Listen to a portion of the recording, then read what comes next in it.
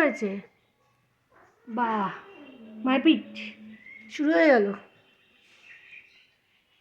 কি হয়েছে? কোথায় যাবি?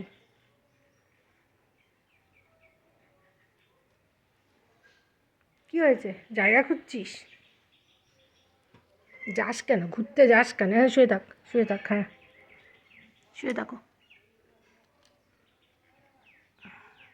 শুয়ে থাকো। আর তুই মাকে বিরক্ত করবি না, তোর মা এখন অসুস্থ।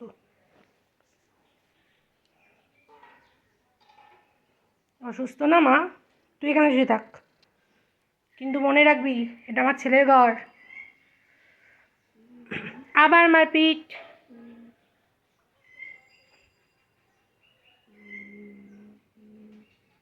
ও তো তোর মেয়ে রে, কেন রে বকছিস ওকে?